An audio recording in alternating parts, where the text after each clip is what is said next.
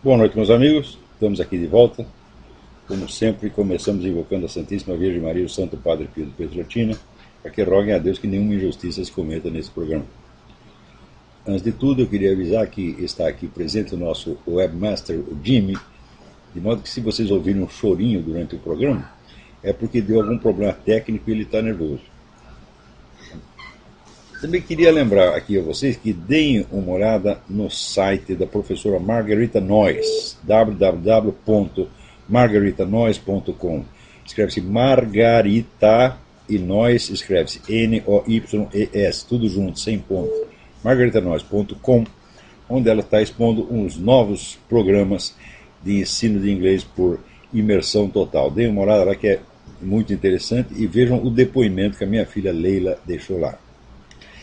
Também lembrar a vocês que o meu livro Maquiavel ou a Confusão Demoníaca está à venda no site www.livraria.seminariodefilosofia.org e no site www.videeditorial.com.br. E a gravação que eu fiz da conferência no lançamento do livro já está no ar no YouTube. Se vocês clicarem lá, Olavo de Carvalho, Maquiavel, já vai aparecer direto a transmissão. O que mais? Queria pedir muitas desculpas aos leitores que têm enviado cartas, das quais eu respondo no máximo 10%. Tanto respondo aqui, quanto respondo por escrito. Eu não consigo dar conta disso, gente. É um negócio esmagador. Eu faço o que posso, mas realmente não dá. Então, aqueles que não tiveram resposta, nothing personal, just business, né? Também, outro aviso importante. No próximo dia 24 de agosto, quarta-feira, às 19 horas, o economista Biratã Iório, um homem de altíssima competência, vai estar lançando o seu livro Ação, Tempo e Conhecimento, a Escola Austríaca de Economia. Um livro do qual nós precisávamos há muito tempo. Existem muitos livros sobre isso, mas nenhuma apresentação integral dos ensinamentos da Escola Austríaca de Economia. Cujos pilares foram Ludwig von Mises e Friedrich von Hayek.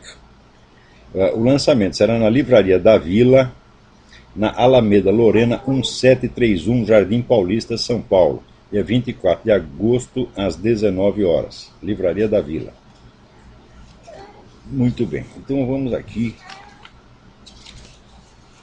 às notícias da semana. A primeira é a seguinte: a agência Huffington Post, que é uma espécie de agência de propaganda obamista, está procurando um parceiro no Brasil, né? Então vai começar a operar no mercado nacional, de maneira que vocês terão também acesso às mentiras do Huffington Post, né, que tem. Olha, é um negócio impressionante. O Huffington tem 9 mil empregados. 9 mil. Então imagina a monstruosidade que é isso, né?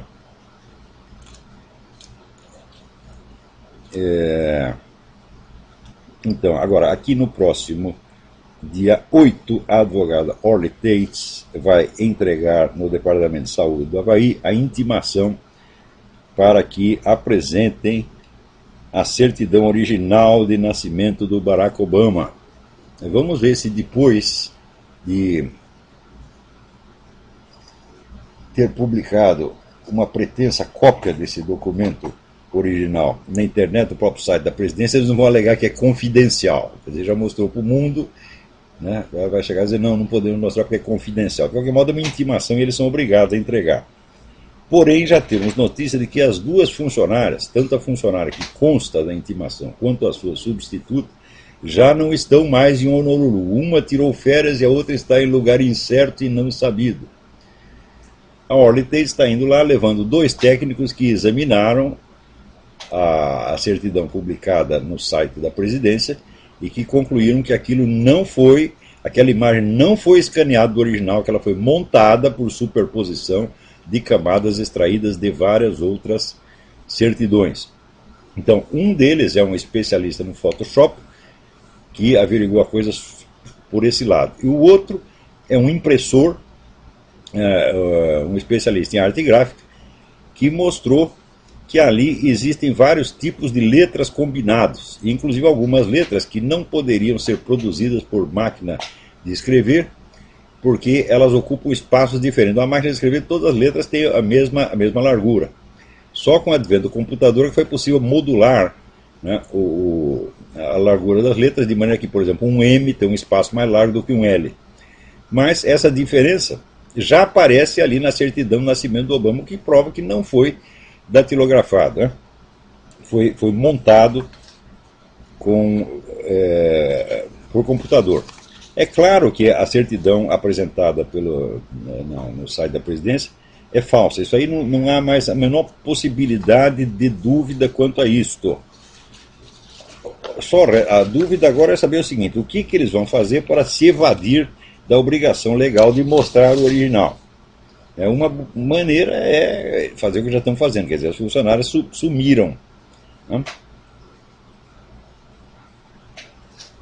Aqui também chega mais uma notícia que confirma de novo que o terrorista Breivik, né, Anders Breivik, que explodiu lá aquela bomba em Oslo e depois entrou no acampamento lá do Partido Trabalhista e matou não sei quantas pessoas, que ele foi treinado pela KGB na Bielorrússia, né?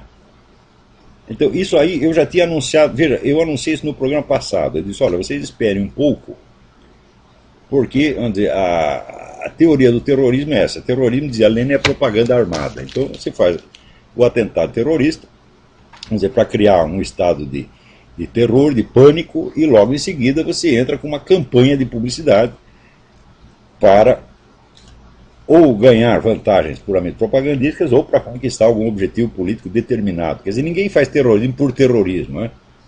Quer dizer, o terrorismo sem nenhum suporte político e sem nenhuma articulação política por trás, né, só existia no filme do Fritz Lang, o Testamento do Dr. Mabuse, que era o crime pelo crime, né? Era uma espécie de arte. Então, mas fora disso, a maneira de você averiguar a autoria de um ato terrorista é muito simples. Tem um ato terrorista, logo em seguida vem uma campanha contra alguém. Então, você vê quem é a vítima da campanha, então naturalmente a autoria sempre vem do outro lado. É uma coisa bastante óbvia, né? Agora, no caso, a campanha foi contra cristãos e sionistas, então evidentemente a autoria deve ser procurada no lado contrário. Então, no programa passado, vocês devem lembrar, eu anunciei, falei: espere um pouco que vocês vão ver a mão russa por trás desse negócio. Mas não demorou nem 2 dias. Veio a notícia de uma agência russa dizendo: olha, este camarada esteve na Bielorrússia e ali foi treinado por agentes locais da KGB. Também um parceiro dele, que diziam que era um homem da extrema-direita, foi preso ali na Noruega e confessou que trabalhava para a FSB, que é o nome atual da KGB. Gente, qualquer ato terrorista no mundo, qualquer um, tem sempre atrás dele a mão da KGB ou da China. Sempre. Isso é absolutamente invariável. Agora, vejo aqui, eu comentei uns dias atrás aquela famosa operação Rápido e Furioso, Fast and Furious, que vendeu armas do governo americano para traficantes e outras organizações criminais de Honduras, Porto Rico, Colômbia, Venezuela e México, né?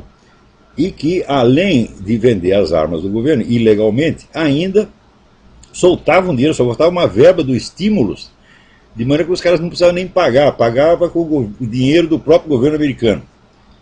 né? Então agora que estão investigando para saber quem foram os agentes que colaboraram com isso na própria América Latina. Logo teremos, né, novidades a este respeito. Por causa dessa e de outras coisas, então, vamos dizer, o índice de aprovação do Obama está caindo, já está nos 40%. O cara começou com 82%, né? Ficou caindo, caindo, caindo. E não para. Sobretudo, e note bem, essa estatística que eu tenho é anterior a este acordo que eles fizeram para levantar o teto da dívida, que foi levantado pela 40ª vez. Quer dizer, o país se endivida, tem um limite, você não pode fazer a dívida crescer além de X. Então, eles já aumentaram esse limite 40 vezes. Né? Esta última vez foi a semana passada. Ninguém gostou dessa história, né? Então, está havendo uma reação muito grande. Então, eu acho que a próxima sondagem de opinião, o homem vai estar um pouco pior. Agora, aqui, esses republicanos, isso é engraçado. Quando eles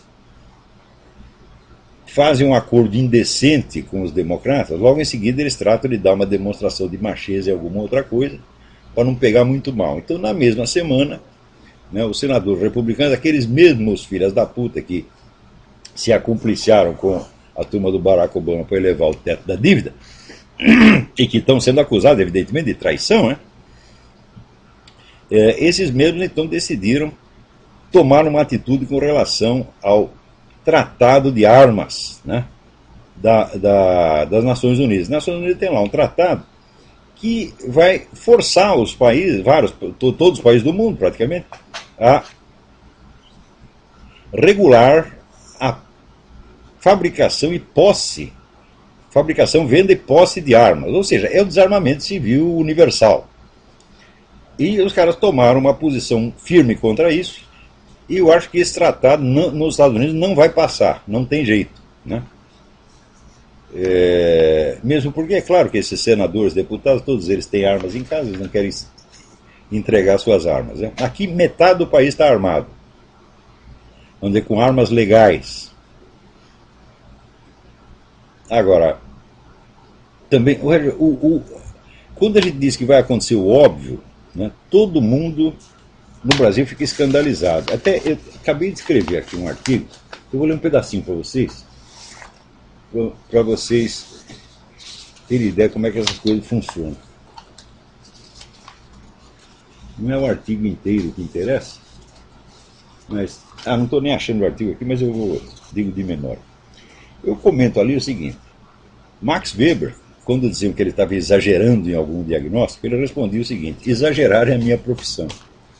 Com isso ele queria dizer duas coisas. Primeiro, ele estava se referindo àquela técnica dele dos tipos ideais, onde para descrever uma atitude, um sentimento, um valor, ele exagerava certos aspectos e deprimia outros para obter uma figura mais pura e separada de diferenças acidentais.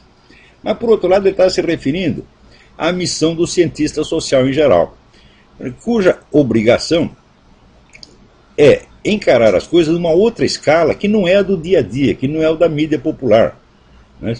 E acontece que, como a história comprova abundantemente, quer dizer, a importância, o poder das forças causais que estão em movimento na história é frequentemente o inverso, é inversamente proporcional à sua visibilidade no dia a dia, né? Então, por exemplo, quando estourou a bomba atômica em Hiroshima, claro que foi um escândalo mundial, mas quem estava acompanhando, né, as pesquisas de bomba atômica? Ninguém, isso nunca aparecia na mídia. Então era um negócio, não era totalmente secreto, mas era discreto, ninguém prestava atenção. Só virou objeto de atenção pública depois que a bomba explodiu. Tá certo? Então, algum sujeito que escrevesse, diz, olha, peraí, estão estudando aí uma arma terrível que vai matar 200 mil pessoas de uma vez, e apareceu um cara exagerado, né? Do mesmo modo, quando eu comecei a anunciar o negócio do Foro de São Paulo, que ele parecia um exagero, porque o Foro de São Paulo estava crescendo discretamente, protegido pelo silêncio geral da mídia. Então aquilo não parecia ser um fator importante. Mas acontece o seguinte: quem tem a obrigação de acompanhar o noticiário do dia a dia é repórter. O repórter tem a obrigação de contar o que aconteceu ontem. Mas um estudioso, cientista social, analista político, ele tem que procurar os fatores mais profundos para ver o que vai vir à superfície amanhã ou depois. E o fato é que no Brasil de hoje ninguém mais sabe fazer isso. Tem os 2 ou 3, né, que em geral foram estimuladas por mim mesmo, mas se você pegar nas universidades, na grande mídia, você não encontra ninguém. Isso quer dizer que a visão que os caras têm do processo é absolutamente cega. A consciência histórica deles tem 24 horas. Eles só admitem como realidade aquilo que já aconteceu, não o que está se preparando, né? Então, quando a gente anuncia aqui alguma coisa que é óbvia para quem estudou, né? Então sempre parece um exagero. Por exemplo, quando teve aquela revolta egípcia, eu disse, ó, isso aí vai terminar num regime da fraternidade islâmica. E isso é inevitável. Muito bem, agora já começaram as manifestações exigindo a instalação do Estado Islâmico no Egito. Estado Islâmico no Egito é Estado regido pela Sharia. Então vai fazer do Egito mais, vamos dizer, um país radical, né, sob regime teocrático, na ditadura teocrática, exatamente como você tem no Irã, por exemplo, né? Então, é claro que isso ia acontecer. Agora, quando dizia isso no começo, não, eles são manifestantes laicos, eles são de várias religiões, eles querem a democracia. Eu digo, democracia, escuta a palavra, meu filho. Você não pode julgar o que um sujeito quer só por uma palavra que ele usou. Você precisa ver, articular as palavras com as ações para saber o que ele está querendo dizer para você, o que ele quer que você pense e o que ele está pensando mesmo. E, em terceiro lugar, o que ele vai fazer, que às vezes é uma coisa diferente das outras duas. Então, pesando os vários fatores, quer dizer, Aristóteles já ensinava o seguinte: como é que você faz para analisar uma situação política? Você pega os discursos dos vários agentes, né, analisa, combina, para você ver do que se trata, ver qual é realmente o conflito, quais são as forças que estão lutando. E daí você, avaliando as forças de cada um, você mais ou menos vê para onde a coisa vai. Então, ali é claro que a força dominante era a fraternidade islâmica, mesmo que houvesse outros manifestantes. Então, são grupos pequenos que não têm condição de tomar o poder. Só quem tem a condição de governar o Egito é a fraternidade islâmica, que é exatamente o que já começou a acontecer. Então, quando essa pessoa vem dizer para mim, não, você está exagerando, isso aí é paranoia, tá? Olha, eu já escuto esta merda faz 20 anos, porra. Quer dizer, tudo o que eu anuncio acaba acontecendo. Vai fazer 20 anos. E ainda tem gente que acha que sabe, e quer dar palpite, porra.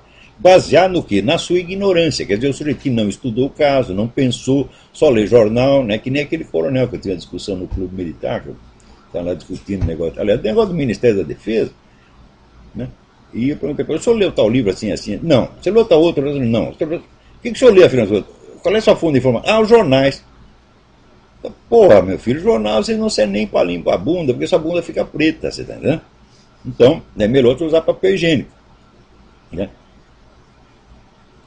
Então, olha aqui, milhares de pessoas, em matéria da BBC, lotaram a Praça Tahrir no Cairo, nessa sexta-feira, respondendo à convocação de manifestações feitas por líderes islâmicos para a instalação de uma república islâmica no Egito, né? Aqui, cada coisa. O correspondente da BBC no Cairo, John Lane, diz que os protestos são motivo de preocupação para os secularistas egípcios. Preocupação, meus filhos, vocês vão tudo morrer, porra, né? Agora aqui, veja que coisa maravilhosa. Vários programas atrás, eu expliquei para vocês que na Colômbia, né, apesar de o eleitorado ser maciçamente conservador e só ter votado no Juan Manuel Santos por recomendação do Álvaro Uribe, né, que a situação lá não era tão boa assim. Por quê? Porque o pessoal comunista e o pessoal das Farc tinha se infiltrado na justiça e mandava em vários tribunais e, sobretudo, na Corte Suprema, né, Corte Constitucional. Então, esta semana, a Tribunal Constitucional da Colômbia anunciou o seguinte, que o Congresso tem um prazo X, um prazo de 2 anos, para legislar em favor das uniões gays. E olha o detalhe, aqui está o prazo. Se o Congresso não aprovar uma lei dentro do prazo, no dia seguinte as duplas do mesmo sexo terão permissão de ir a um cartório legalizar sua união. Ou seja, pela primeira vez na história constitucional do universo, né, um poder determina o que o outro tem que fazer, dá o prazo e diz, se você não fizer, eu faço. Ou seja, não é que o Congresso tem que discutir a lei. Não, a Tribunal Constitucional entregou a lei pronta e falou, pronto, já é lei. Dentro de 2 anos isso entra em vigor e vocês calam a boca.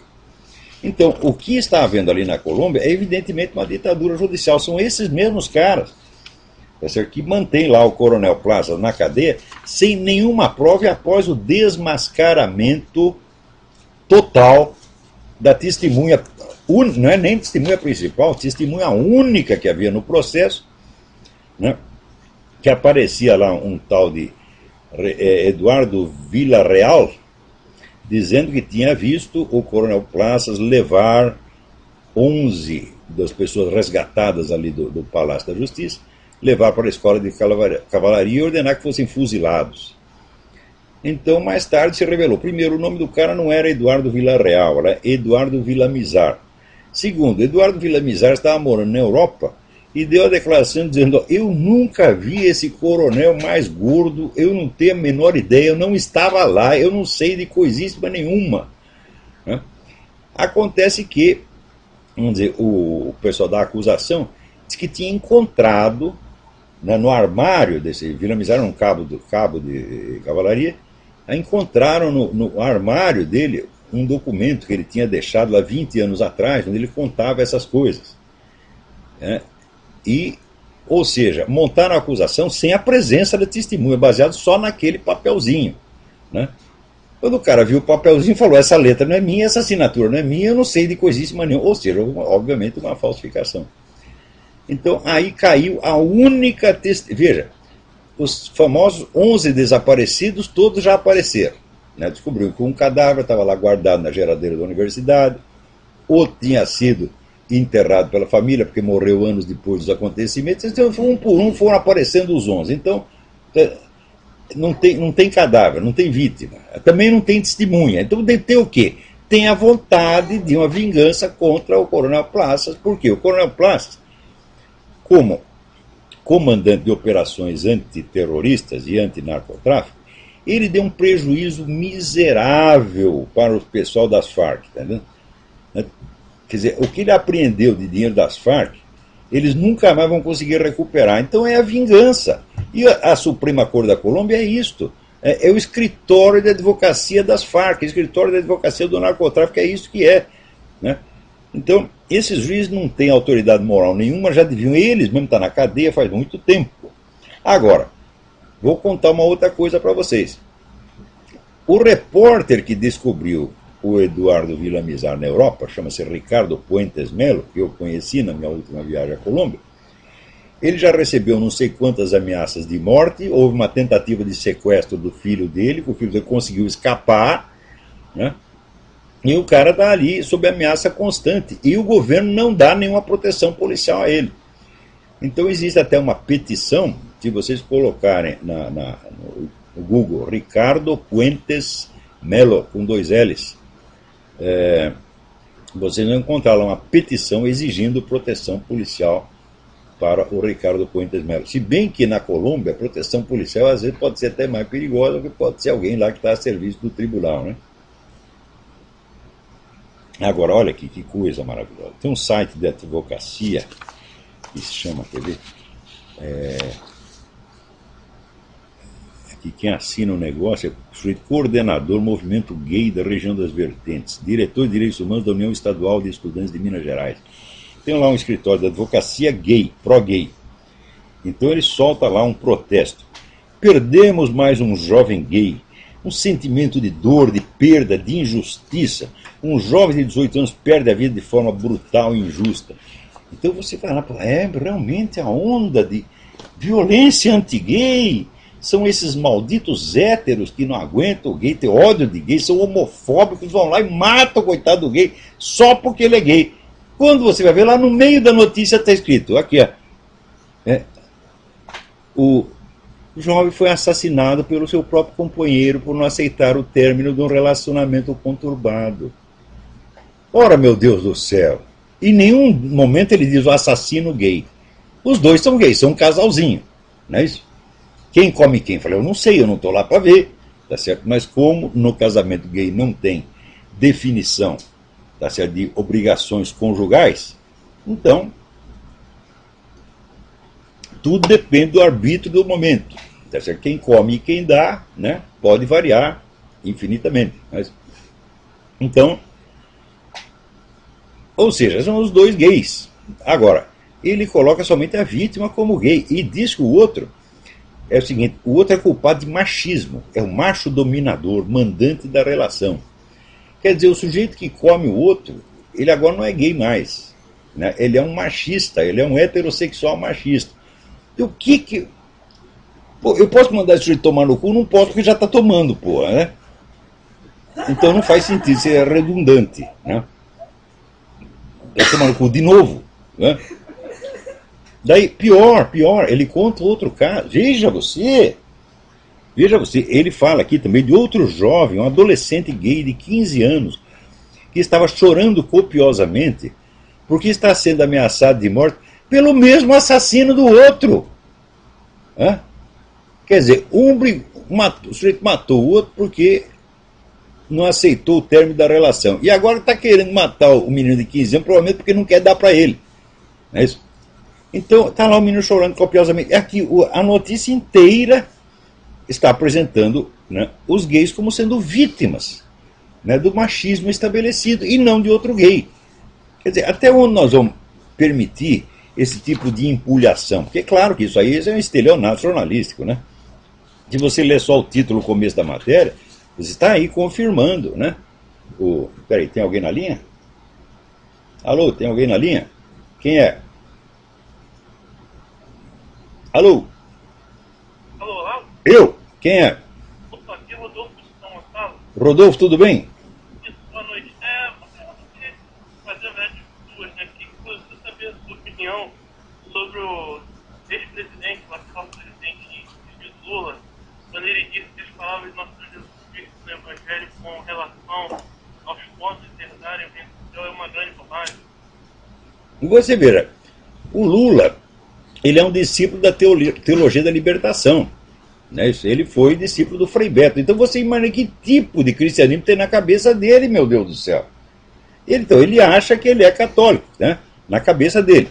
Porém, vamos dizer, a série de blasfêmias do Lula não começou agora. Começou quando ele lá em Roma, né, comungou sem ter confessado. Daí o pessoal perguntou: como é que eu comungou sem ter confessado? Ele disse: não, eu sou um homem sem pecados. Quer dizer, ele não tem a menor ideia do tamanho da blasfêmia que ele fez. E agora, nesse caso, né, quando ele diz que não, o que importa é o seguinte, não é o outro mundo, o que importa é acabar com a pobreza neste mundo, né, ele está contrariando flagrantemente as palavras de Jesus Cristo: sempre haverá pobres entre vós. Né? Outra coisa, minha notícia também aberrante, né? Saiu hoje, aqui no Rio de Janeiro, no Globo, estampando a primeira página, dizendo que é um grupo radical. Bom, você veja, uma das especialidades dessa turma é pegar uma palavra e transformar numa metáfora, numa hipérbole, e em seguida impor o sentido figurado como se fosse sentido literal. Então, se ele está falando alguma coisa contra você, você o xinga de terrorista, né?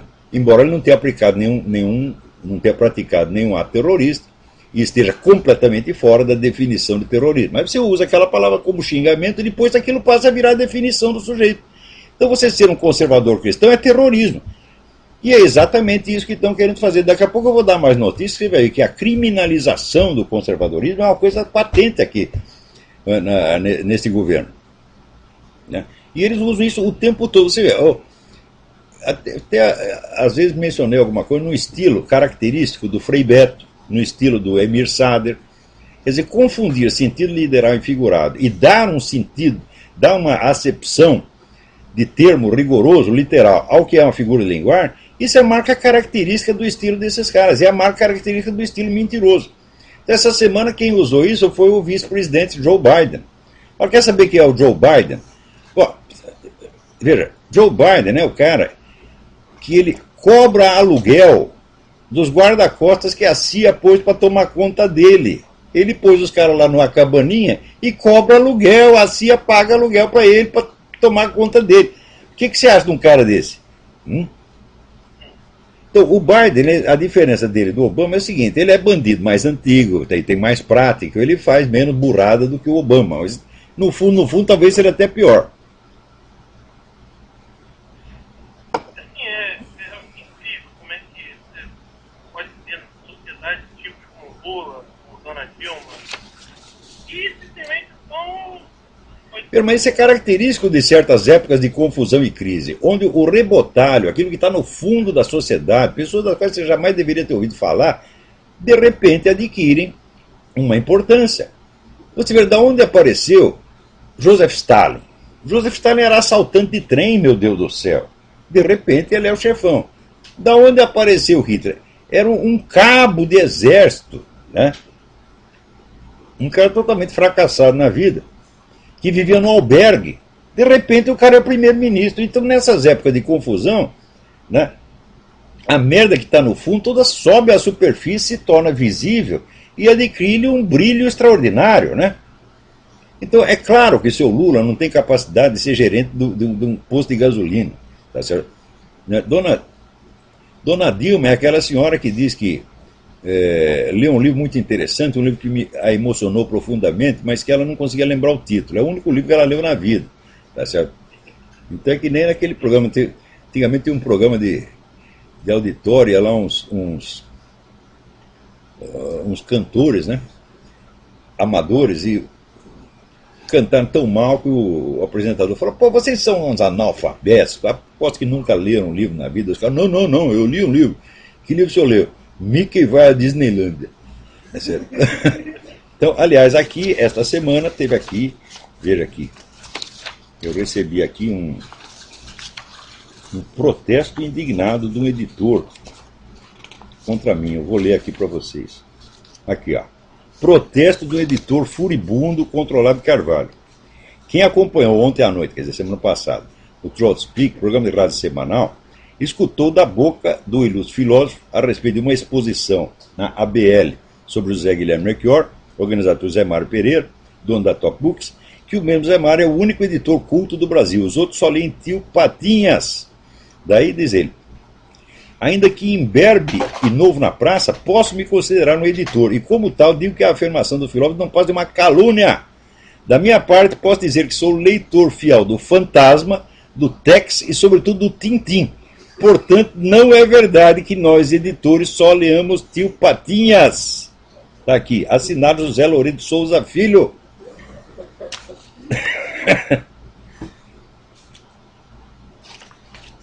Então, agora, aí no Brasil, diz que agora o comandante do Exército, general Enzo Martins Peri, está sob suspeita de corrupção e está sendo investigado.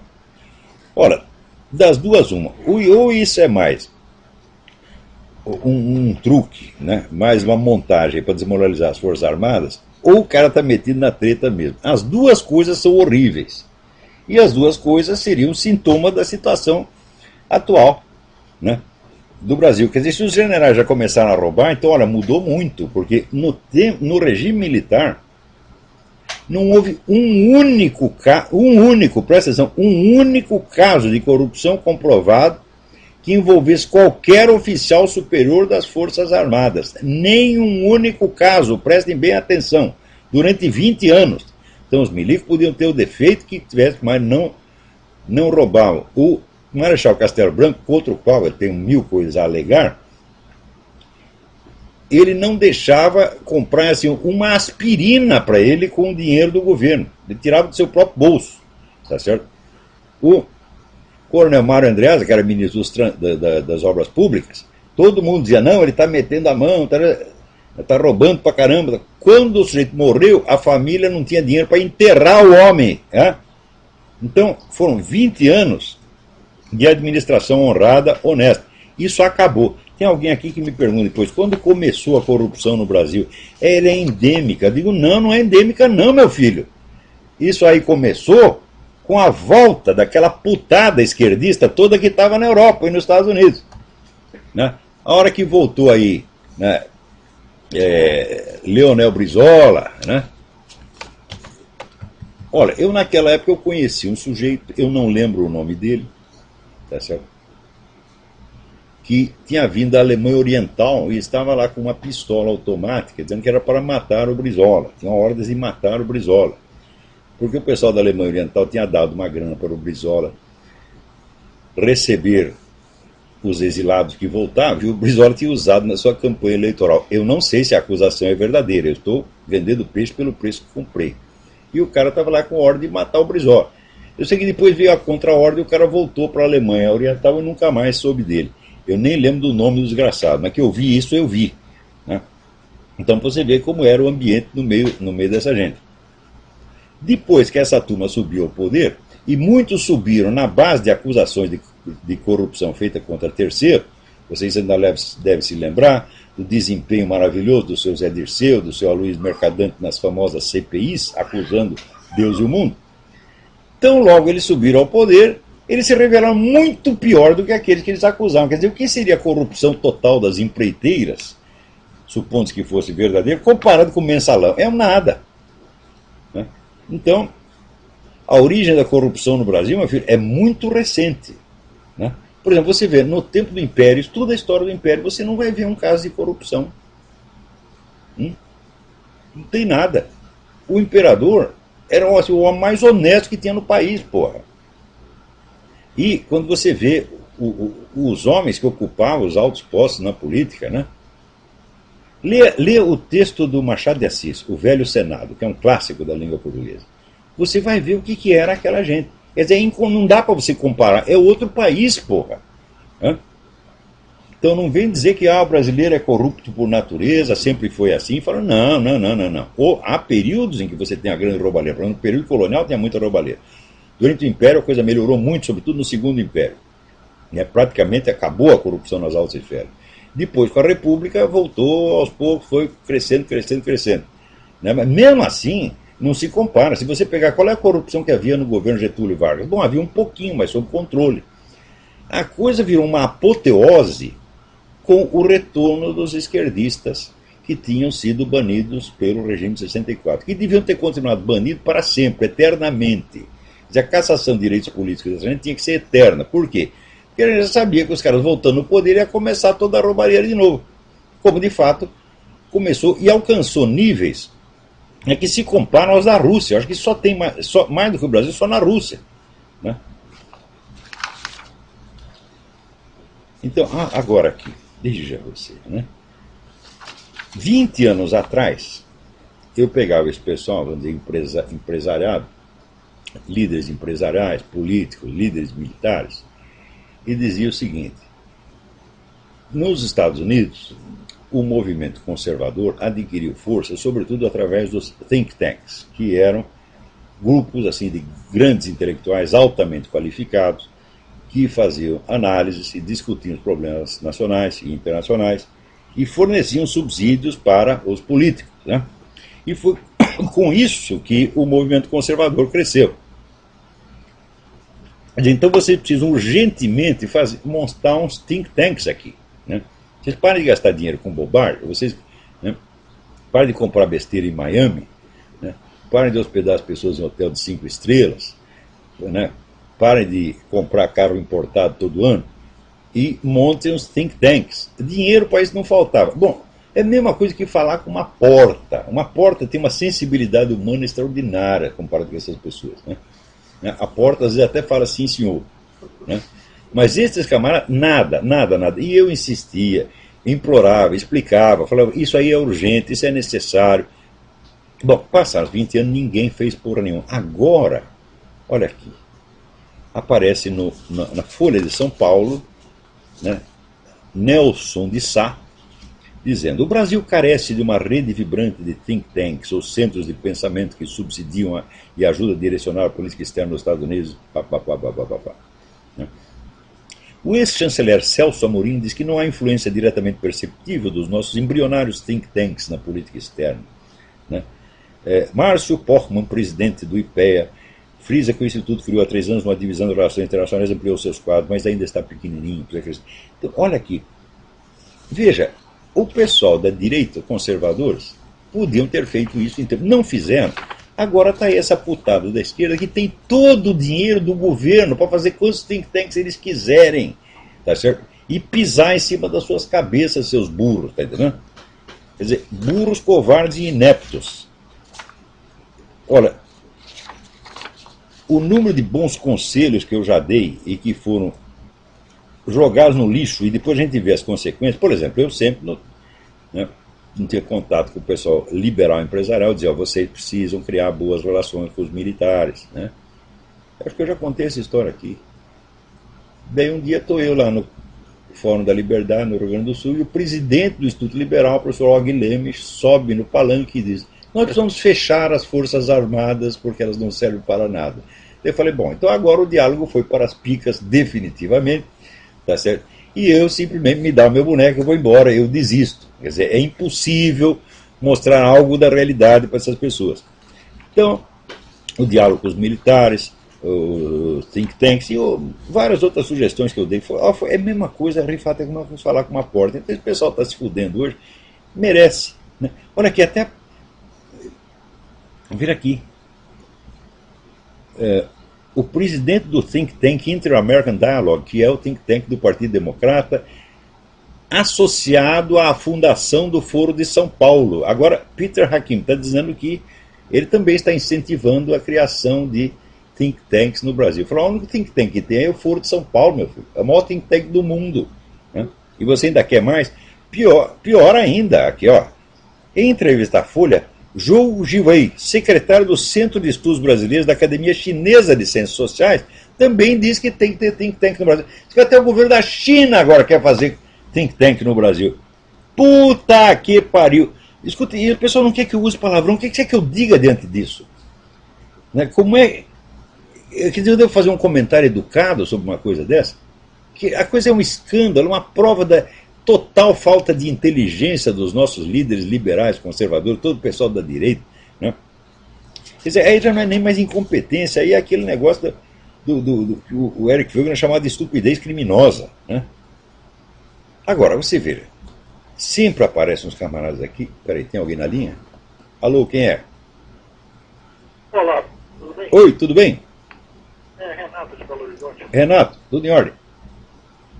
Primeiro eu queria mandar um abraço para o grande amigo meu José, que está dando plantão lá no interior de São Paulo, no hospital.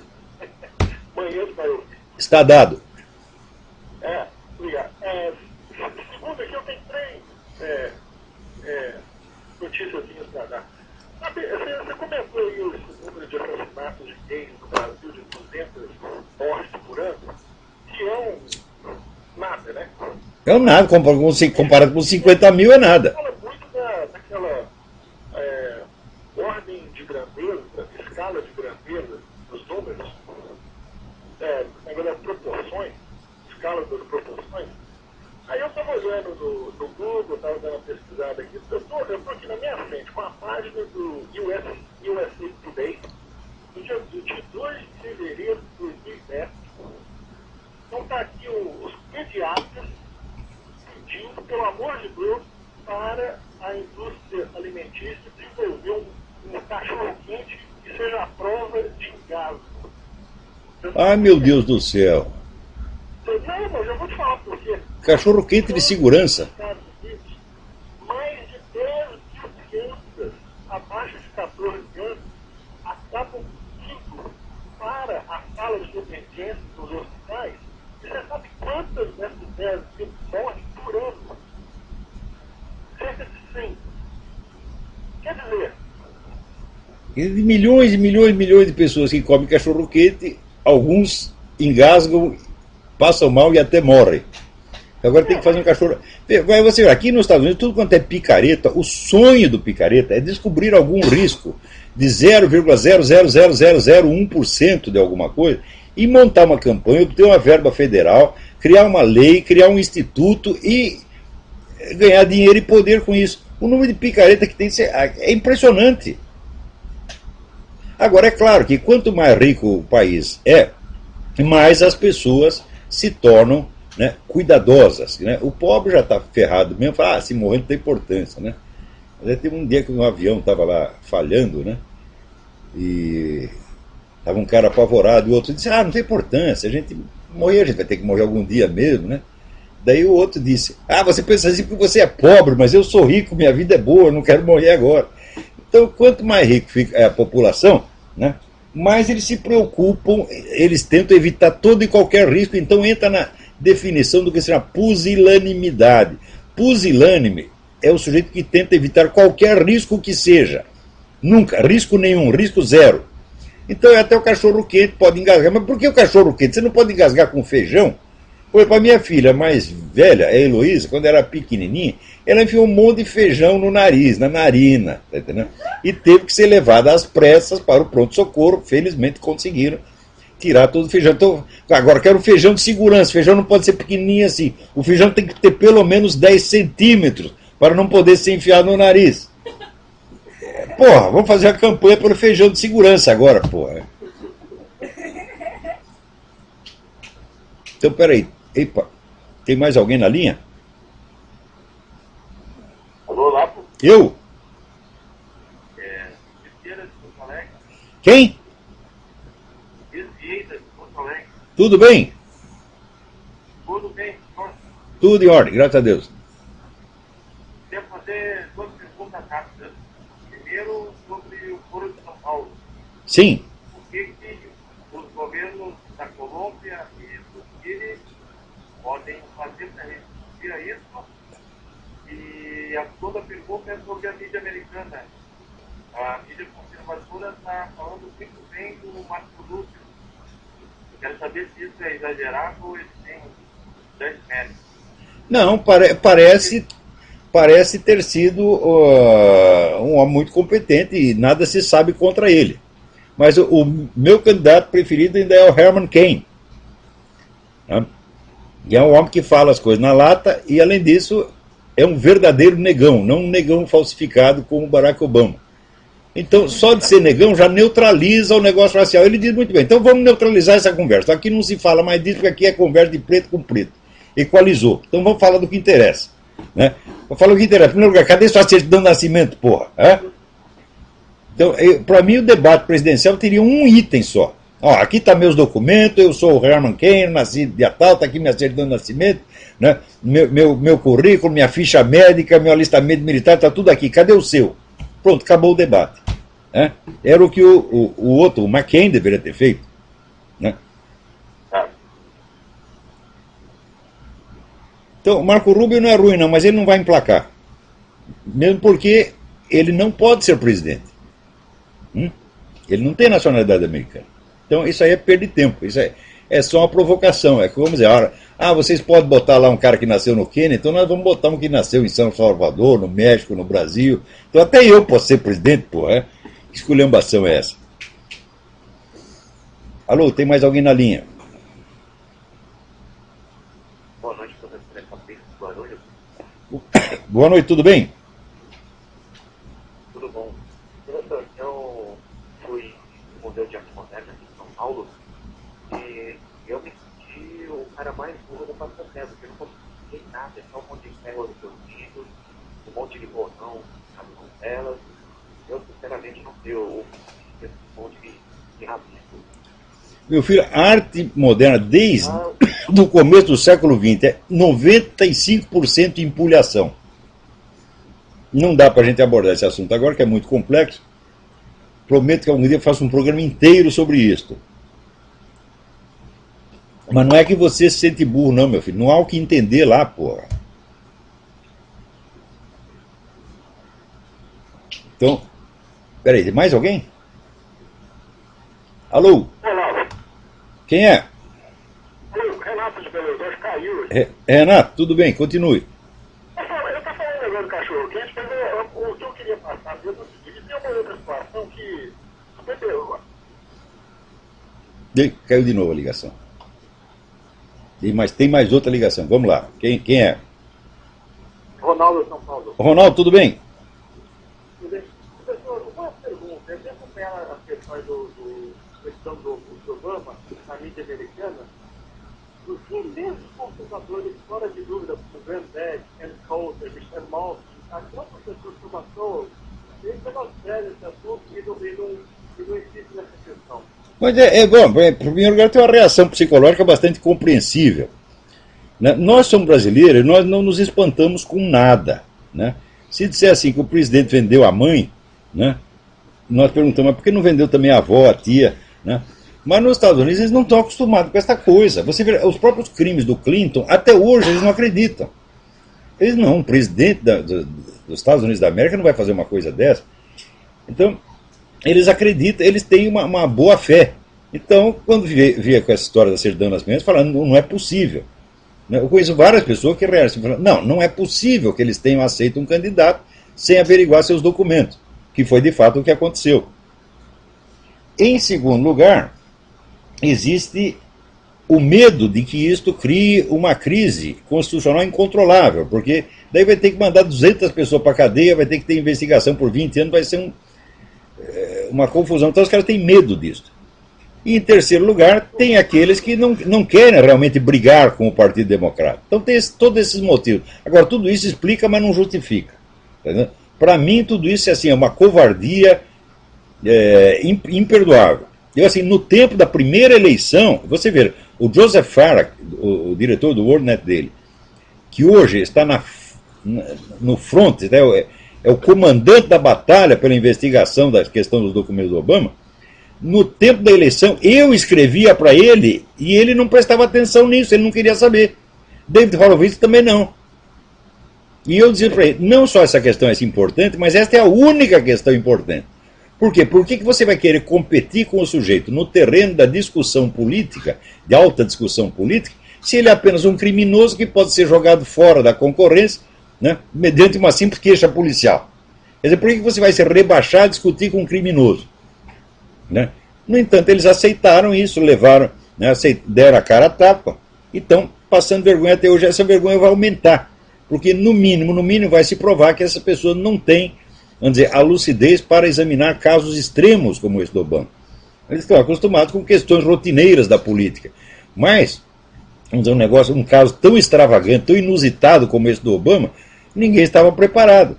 Mas não estava preparado, mas escuta, mas a função do historiador, do homem de estudos, não é exatamente estar preparado para aquelas coisas que não são usuais, né? Se é para você só saber o que o povão sabe, então por que você estudou? Que eu saiba, quem estuda para saber uma coisa que os outros não sabem. Não para saber exatamente as mesmas coisas, né?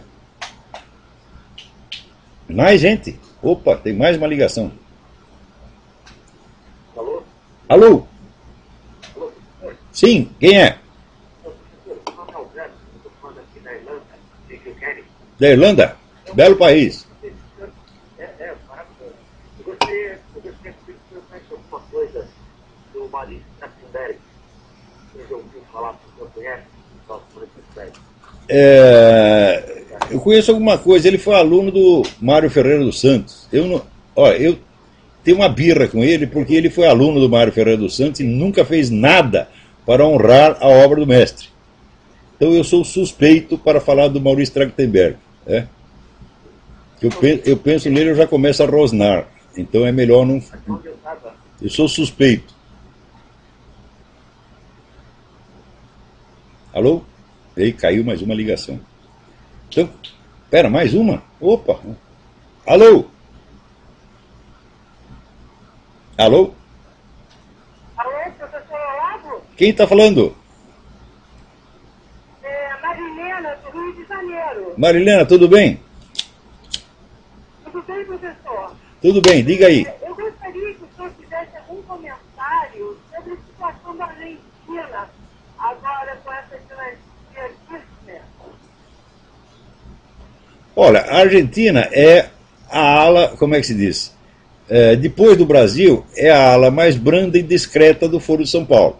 Mas tem uma função essencial ali dentro, né? Quer dizer, eles não são espetaculosos que nem esse pessoal da Venezuela ou da Bolívia, tá certo? Mas, sem dúvida, são uma peça importante dentro do Foro de São Paulo, não é para confiar, não. Agora, como o nosso tempo está aqui acabando, hoje não vai, eu gostaria de um dia dedicar mais tempo ao caso argentino e prometo que vou fazer. Mas hoje já não dá mais, que nós só temos mais 2 minutos aqui. E eu quero responder a um cidadão aqui, muito metido, que me escreveu uma carta dizendo o seguinte, né, o seu problema é que ao juntar tudo, você sempre acaba errando em algum ponto. Por exemplo, o Reich. O que você disse sobre o Reich é besteira pura. Reich foi e ainda é fartamente combatido pelos comunistas de N matizes. Em 16 anos de sindicalismo, de 1975 a 1991, só assistia um assunto comum para stalinistas, trotskistas, que era sentar o pau no Reich. Né?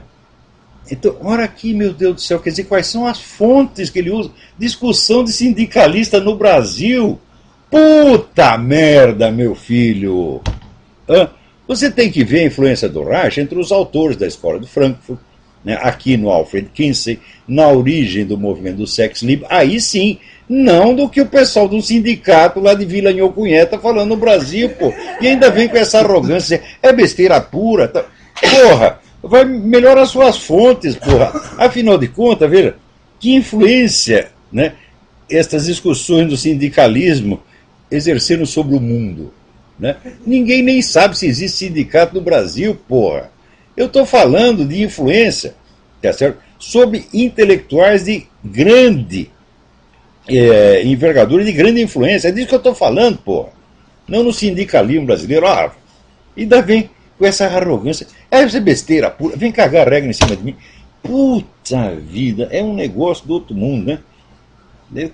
Esse não é nem o rato que ruge, mas é o rato que peida. Eu não vou nem dar o nome do cara para ele não passar vergonha. Peraí, tem mais um aí na linha, mas não dá mais tempo, o nosso tempo está. Bom, vamos tentar. Alô, quem é? É o Marcos. Marcos, tudo bem? Tudo bem, Marcos aqui de Ribeirão Preto. Olá. Alô? Sim. Eu gostaria de saber, a ditadura militar no Brasil, ela era realmente a direita, ou a direita também foi vítima? Não, ela começou como direita, vou explicar rapidamente. Começou como direita, terminou como esquerda. Ela começou com a ideia, vamos dizer, derrubou um governo pró-comunista, tá certo? Mas terminou com o general Ernesto Geisel ajudando Cuba a invadir Angola. O que você acha? E criando esse monte de estatais que é cabide de emprego de comunista. Então foi todo um trajeto da direita para a esquerda. E quanto mais foi para a esquerda, mais foi piorando, evidentemente. Então, olha, hoje não dá mais tempo de falar mais nada. Nosso tempo acabou. Até a semana que vem. Muito obrigado.